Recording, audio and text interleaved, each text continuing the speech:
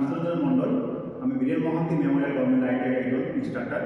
আজ ফিটার ওয়ার্কশপে একটি খুব গুরুত্বপূর্ণ মেশিন নিয়ে আলোচনা করব, ড্রিল মেশিন নিয়ে। আজ আমরা পিলার ড্রিল মেশিন নিয়ে আলোচনা করব। এবার দেখে নেওয়া যাক সমস্ত ড্রিল মেশিনের সমস্ত পার্টগুলো। দেখুন, এটা হচ্ছে পিলার ড্রিল মেশিন। এখানে সব থেকে নিচে যে পার্টটি আছে এই পার্টটি, এটার পর ওয়ার্ক টেবিল বলি আমরা, এর উপর কোনো জবকে রেখে আমরা অপারেশন করি। নেক্সট দেখুন, এটার নাম হচ্ছে কলাম।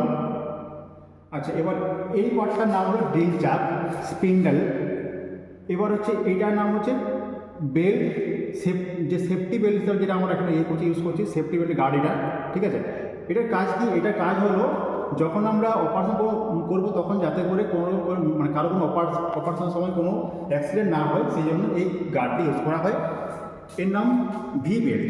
এর কাজ কি? এর কাজ হলো যখন এখান থেকে যখন এখানে আসছে, এখান থেকে ট্রান্সফার করার সময় আমরা বিভিন্ন রকমের এখানে পুল ইউজ করছি, আমরা বিভিন্ন রকম পাওয়ার, বিভিন্ন রকম স্পিড পাওয়ার জন্য, যাতে করে স্পিডটা আমরা কম বেশি করতে পারি।